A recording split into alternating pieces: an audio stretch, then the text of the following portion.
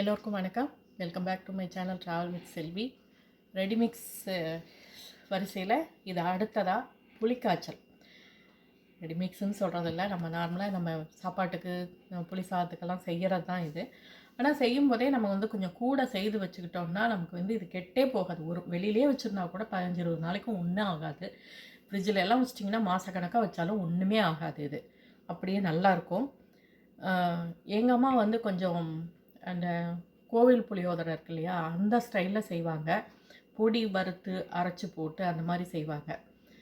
அது ஆனால் அந்த பொடி நம்ம புளிக்காய்ச்சல் கூட சேர்த்தாமல் புளிக்காய்ச்சல் கிளறிட்டு அந்த பொடி மேலே தூவி அந்த மாதிரி கிளறுவாங்க. இல்லை சப்போஸ் மீதி இருக்குது நம்ம எடுத்து வைக்கிறோம் அப்படின்னா அப்போ அதையும் பொடியும் எடுத்து வைக்கிறது கஷ்டம் இல்லைங்களா, அப்போ அந்த பொடியை புளிக்காய்ச்சலுக்குள்ளேயே சேர்த்து கலந்து எடுத்து வச்சுருவாங்க. நான் இப்போ அந்த மாதிரி தான் பண்ண போகிறேன். ஏன்னா நம்ம அப்பப்போ பொடியை அவங்க எடுத்து போட்டுக்கிறது கொஞ்சம் கஷ்டம். பொடி தனியாக வச்சா கொஞ்சம் வாசமும் போயிடும். இதுக்கு புளிக்காய்ச்சல் கூடயே நம்ம சேர்த்துடலாம். அதனால் என்ன பண்ணுறேன்னா, நார்மலாக நம்ம சேர்த்துற அளவை விட பொடி கொஞ்சம் கம்மியாக தான் இப்போ சேர்த்து போகிறேன். ஏன்னா வச்சுருக்க போகிறோம் அப்படின்றதுனால பொடி கொஞ்சம் கம்மியாக தான் சேர்த்து போகிறேன். முதல்ல பொடிக்கானது வேணுங்கிறத நான் காட்டுறேன் பாருங்கள். இதுக்கு காஞ்ச மிளகாய், அது பாதி நம்ம இந்த புளிக்காய்ச்சலுக்கு தேவையான அளவு இதில் பாதி மிளகாயை தாளிக்கிறதுக்கும் பாதி மிளகாயை வறுத்து பொடிக்கிறதுக்கும் நம்ம வச்சுக்கலாம். இது வறுத்து பொடிக்கிறதுக்கு ஒரு 4 மிளகாய் நான் வச்சுருக்கேன். நல்ல இதால் ஒரு 1.5 ஸ்பூன் அளவுக்கு கொத்தமல்லி, காஞ்ச கொத்தமல்லி, நல்ல 1 ஸ்பூன் அளவுக்கு கடலைப்பருப்பு, அப்புறம் சும்மா ஒரு 1/4 ஸ்பூன் அளவுக்கு மிளகு போட்டோம்னா தான் அந்த கோவில் புளியோதரை வாசம் வரும். அதுக்காக வேண்டி மிளகு, சும்மா ஒரு இந்த அளவுக்கு மட்டும் ஜீரகம், அவ்வளோதான். ரொம்ப ஜீரகம் போடக்கூடாது இதுக்கு. இது மட்டும்தான். இது கூட எள்ளு, கருப்பு எள் போட்டால் நல்ல மணமாக இருக்கும். இங்கே கருப்பு எள் கிடைக்கல, அதனால் வெள்ளை எள் தான் வச்சுருக்கேன். அது கொஞ்சம் கூடவே போடலாம். இதில் ஒரு 1.5 ஸ்பூன் அளவுக்கு நம்ம போடலாம். அது வறுக்கும்போது நான் தனியாக வறுக்க போகிறேன், அதனால் இதில் எடுத்து வைக்கலை. இது வறுத்து பொடிக்கிறதுக்கு இது. அடுத்தது தாளிக்கிறதுக்கு கடுகு, உளுத்தம்பருப்பு, கடலைப்பருப்பு. உளுத்தம்பருப்பு ரொம்ப கம்மியாக போடணும் தாளிக்க, கடலைப்பருப்பு தான் கொஞ்சம் ஜாஸ்தியாக போடணும். நிலக்கடலை, அப்புறம் காஞ்ச மிளகாய் வேணுங்கிற அளவுக்கு கிள்ளி வச்சுக்கணும். கருவேப்பிலை, இது மட்டும்தான். தாளிக்கும் போது பெருங்காயம் கொஞ்சம் போடணும். இவ்வளோ தான் தாளிக்கிறதுக்கு. புளி பார்த்திங்கன்னா நல்லா இந்த அளவுக்கு புளி, இவ்வளோ புளி எடுத்தேன். புளி நல்லா வெந்நீரில் ஊற வச்சுட்டு கரைச்சி வடிகட்டி வச்சுருக்கேன். ஆனால் திக்காக கரைச்சிக்கிட்டால் நல்லாயிருக்கும். கொஞ்சம் கொதிக்கிற நேரம் குறையும். இதில் இந்த புளியில் ரொம்ப அப்படியே அந்த ஓட்டோட இதெல்லாம் நிறைய இருந்துச்சு. அதனால் தண்ணி ஊற்றாமல் அதை எடுக்கவே முடியல. அதனால் கொஞ்சம் தண்ணி விட்டே நான் கரைச்சி வச்சுருக்கேன். கலக்குனா கொஞ்சம் திக்காக இருக்கும். நம்ம வேணுங்கிற அளவுக்கு நம்ம அதை கரைச்சிக்கணும். இது கூட தேவையானது மஞ்சள் பொடியும் உப்பு, இவ்வளோ தான் தேவையானது. முதல்ல வறுத்துட்டு பொடிக்கு வறுத்து வச்சிடலாம். வறுத்து வச்சுட்டு நம்ம அதுக்கப்புறம் தாளிக்கலாம் வாங்க. இது எல்லாத்தையுமே ஒன்றா போட்டே நம்ம வறுத்துக்கலாம்.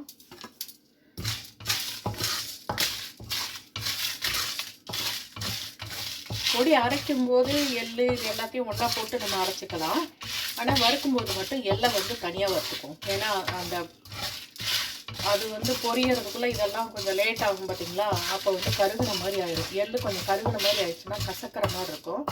அதனால் இந்த முதல்ல நம்ம இது பண்ணிவிட்டு வறுத்துக்கிட்டு அதுக்கப்புறம் எள்ளை வறுக்கலாம்.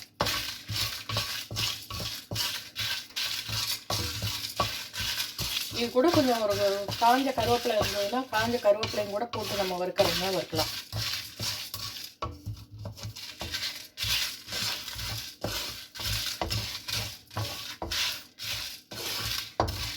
இந்த மாதிரி பண்ணிவிட்டு எடுத்து வச்சுக்கிட்டோம்னா நமக்கு எங்கேயாவது வெளில போயிட்டு சாப்பாடு மட்டும் வைக்கிறோம், வேறு எதுவும் குழம்பு வைக்க டைம் இல்லைன்னா கூட நமக்கு கொஞ்சமாக புளிக்காய்ச்சல் எடுத்து போட்டு சும்மா கிளற கூட வேண்டாம், பிசைஞ்சு கூட நம்ம சாப்பிட்டுக்கலாம். கொஞ்சம் நல்லா நம்ம விட்டு காலையில் ஸ்கூலுக்கு கொடுத்து அனுப்புறதுக்கு வேணுமா, சாப்பாட்டை வச்சுட்டு கொஞ்சம் நல்லா நம்ம ஊற்றி கலந்து கொஞ்சம் ஆற விட்டு இந்த புளிக்காய்ச்சல் எடுத்து போட்டு 2 கலர்னோம்னா முடிஞ்சு போயிடும். இருந்துச்சுன்னா ரொம்ப சௌகரியம் தாங்க. இந்த மாதிரி ரெடிமேட்ஸ் எல்லாம் பண்ணுவோம். கடையில் வாங்கணும், நாமளே செய்து வச்சுக்கலாம்ல. ஒரு இவ்வளோ பெரிய பாட்டிலே என்ன விலை விற்கிறாங்க, அது எத்தனை தரைக்கு, கொஞ்சம் தரைக்கு தான் வரும் நமக்கு. அதே காசுக்கு நம்ம இந்த அளவுக்கு நம்ம செய்து வச்சுக்கலாம். அதுவும் இல்லாமல் நம்ம வீட்டில் செஞ்சோன்ற திருப்தியும் இருக்கும். கொஞ்சம் இந்த கடலைப்பருப்பெல்லாம் ஒரு மாதிரி கோல்டன் ப்ரௌன் ஆகிற வரைக்கும் நல்ல மணம் வரும் உங்களுக்கு, அது வரைக்கும் நம்ம வறுத்துக்கலாம்.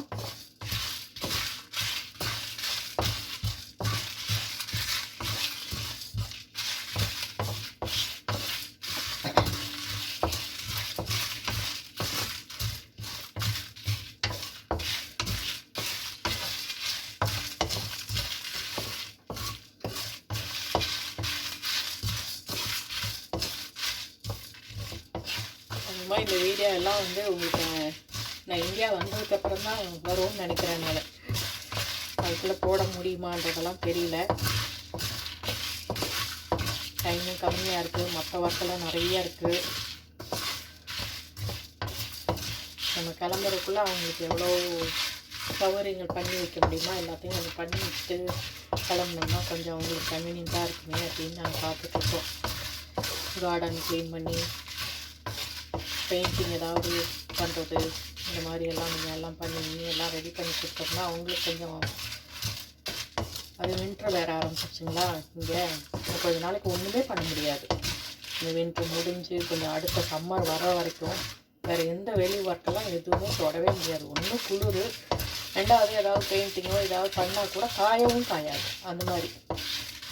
அதனால தான் எல்லாம் ஒரு 10 நாளைக்கு முன்னாடியே வெளியில் போர்ட்டிக்கோலாம் கீழே ஃப்ளோரிங்கெல்லாம் பெயிண்ட் அடிக்கிறது அதெல்லாம் பண்ணி எல்லாம் முடிச்சாச்சு. அதான் பாருங்கள் கோல்டன் ப்ரௌன் வருது பார்த்தீங்களா. ட்ரையாக தான் வறுக்கணும், இதுக்கு எண்ணெய் விடக்கூடாது. எண்ணெய் விடாமல் வெறும் வானிலையில் அப்படியே ட்ரையாக தான் வறுத்து பொடிக்கணும். பருப்பு நல்லா வறுக்கலைன்னு வச்சுக்கோங்களேன், ஒரு மாதிரி பச்சை கடலை பருப்பு மாதிரி இருக்கும். அது வாசம் வந்து நல்லா இருக்காது, பொடியவும் பொடியாது உங்களுக்கு. இந்த பொடி வந்து ரொம்ப நைஸாக பொடிக்க வேண்டியதில்லை, ஒரு கொஞ்சம் கரகரப்பாக பொடிச்ச போதும். மிளகு சீரகம்லாம் பொரியுது பார்த்தீங்களா, அவ்வளோதான்.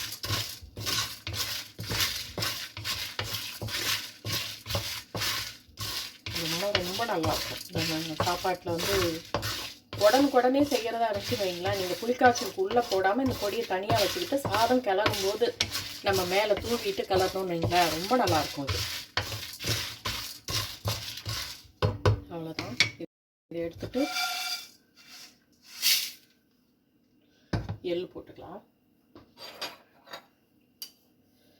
கருப்பு எல்லாருமே நல்ல வாசம் இருக்கும். இது கொஞ்சம் வெள்ளை எள்ளுங்கிறதுனால கொஞ்சம் அந்தளவுக்கு இருக்காது, இருந்தாலும் பரவாயில்ல. ஒன்றுமே இல்லாததுக்கு ஏதோ ஒன்று பெட்டர் இல்லைங்களா.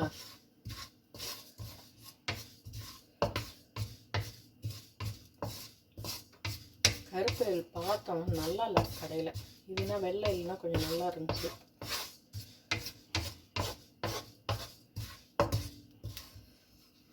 லைட்டாக பொரியணும் அந்த அளவுக்கு.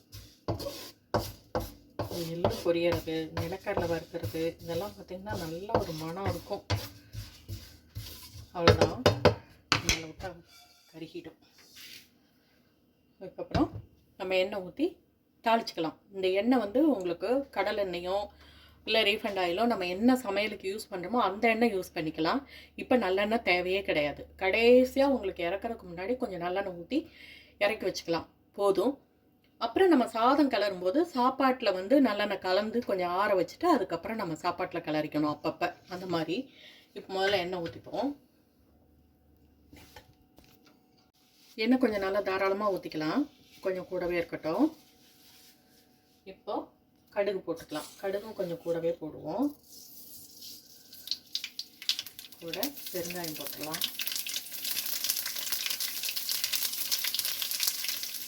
இது நல்லாவே போட்டுப்போம்.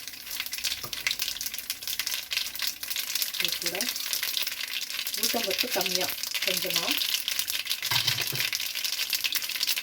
கடலைப்பருப்பு மட்டும் கொஞ்சம் நிறைய போட்டுக்கணும்.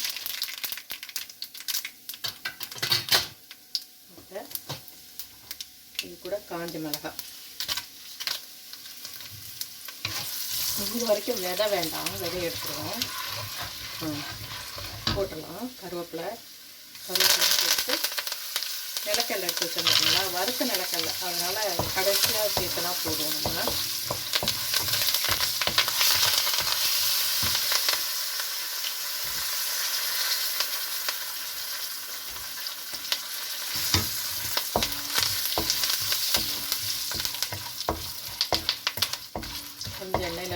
அந்த கடலை பொரிஞ்சதும் கரைச்சி வச்சுருக்கிற புளி தண்ணி சேர்த்துப்போம். இந்த கரைக்கிறதுக்கு தான் பெரிய பாடு.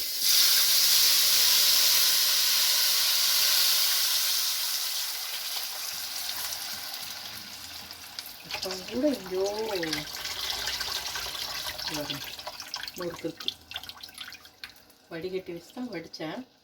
அதான் இதில் வந்து மஞ்சள் தூளும் உப்பும் போட்டு கொதிக்க விட்டுடலாம். நல்லா கொதிக்கணுங்க.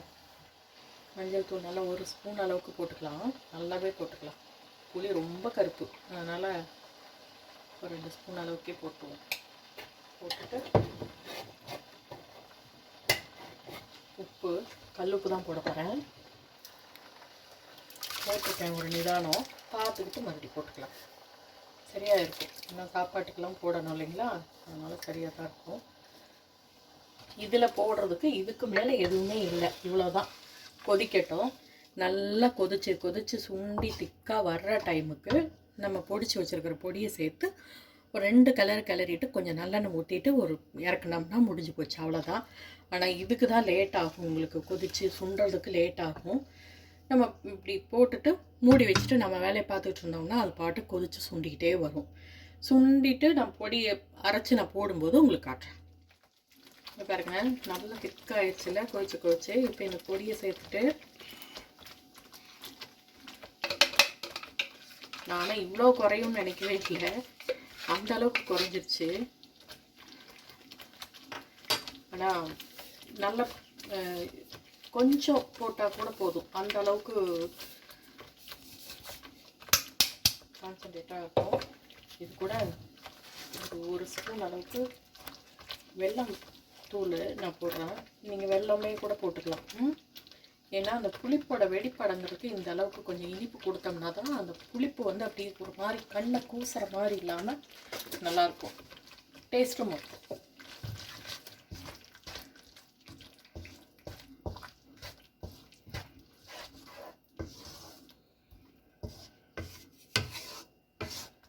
ஆஹா, இதில் ஒரு முக்கியமானது மறந்து போயிட்டேன். நான் வெந்தயம் வறுத்து பொடி பண்ணி போடணும். அதை மறந்துட்டேன்.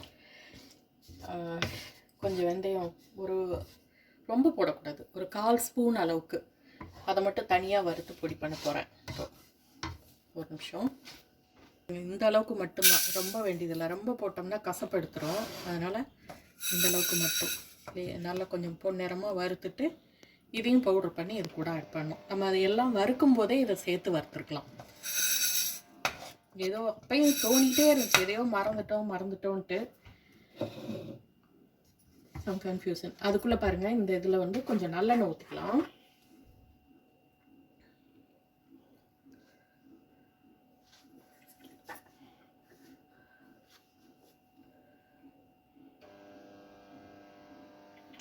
ஏற்கனவே எண்ணெய் நிறைய தான் இருக்குது, அதனால் நல்லெண்ணெய் மட்டும் கொஞ்சமாக ஊற்றிக்கலாம் அந்த வாசத்துக்காக வேண்டி.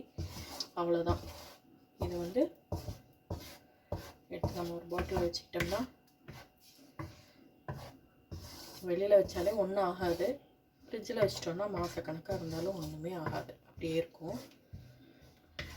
என்ன கொஞ்சம் இப்படி இருக்கிறதுனால 4 படம் வச்சுருக்கிறதுக்கு நல்லா இருக்கும்னு வச்சுக்கோங்களேன். இது கொஞ்சம் நாள் அவங்க வச்சுக்க தான் போகிறாங்க. அதனால தான் கொஞ்சம் எண்ணெய் தாராளமாக ஊற்றிருக்கேன்.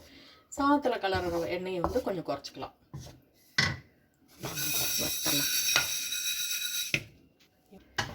கொதிக்கும் போது மட்டும் ரொம்ப கேர்ஃபுல்லாக மூடி போட்டு கொஞ்சம் பார்த்துக்கோங்க. இல்லைன்னா தெரிச்சு கையில் எல்லாம் தெரிச்சிடும்.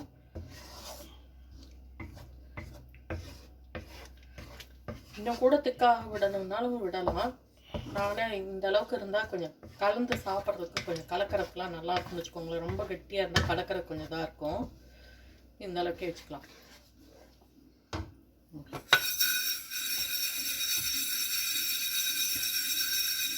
வெந்தயம் வறுக்கும்போது நான் ஏற்கனவே சொன்ன மாதிரி தான் ரொம்ப பார்த்து கேர்ஃபுல்லாக வறுக்கணும்.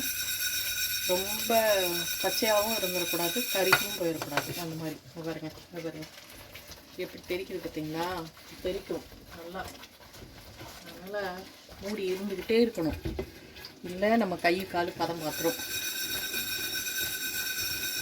ஆள் இல்லை, கையும் மூஞ்சி தெரிச்சதுன்னா எங்கேயாவது முகத்தில் எங்கேயாவது தெரிச்சு வச்சிடும்.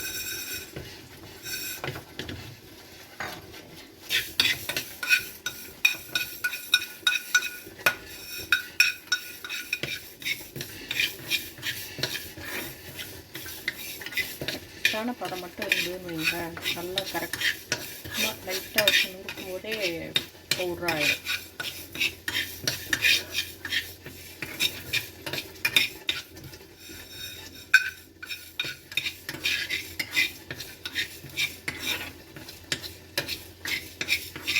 வெந்தயம் சேர்க்கறது வந்து உடம்புக்கும் நல்லது, ரொம்ப குளிர்ச்சி. அதே மாதிரி ஒரு மணமும் வரும், நல்லாயிருக்கும் அது உங்களுக்கு.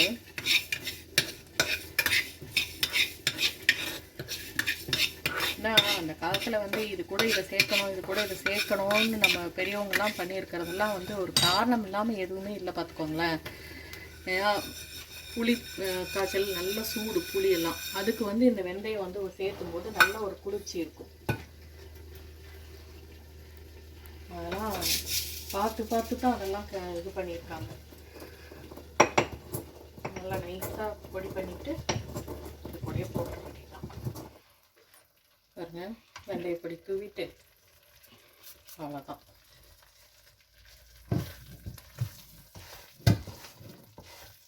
அவ்வளோ புளி எடுத்தேன், நிறைய வரும்னு நினச்சேன். பார்த்தா இவ்வளோதான் வந்துருக்கு. ஓகே, இதுவே அதிகமாக யூஸ் பண்ண மாட்டாங்க. 2 பேர்த்துக்கு எவ்வளோ ஆகிட போகுது உங்களுக்கு?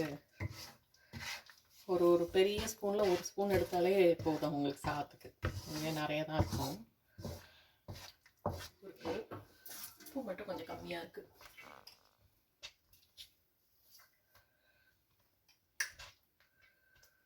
இன்னும் கூட அந்த புளிப்பு கொஞ்சம் கண்ணை கூசுற மாதிரி இருக்குது. அதனால் இன்னும் கொஞ்சோண்டு வெல்லம் தூள் போடலாம். நல்ல ஒரு இனிப்பு புளியாக இருந்துச்சுன்னு வைங்களேன், இந்த அளவுக்கு தெரியாது. இது நான் ரொம்ப எரிக்கிற மாதிரி அந்த புளி பார்க்கும்போதே எனக்கு தெரிஞ்சது தான். அதுவும் இல்லாமல் இந்த வெல்லமும் அவ்வளோக்கா உரைக்கிறது இல்லை தூள். அதனால்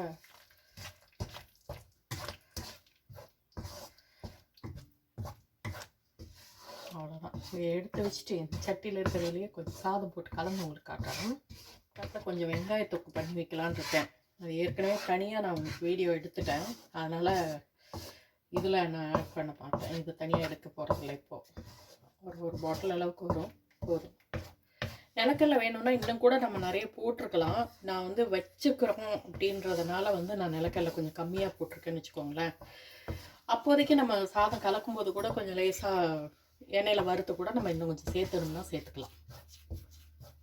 அவ்வளோதான். ஆறட்டும். நல்லா ஆறுனதுக்கப்புறம் நம்ம ஒரு பாட்டிலில் போட்டு வச்சிடலாம்.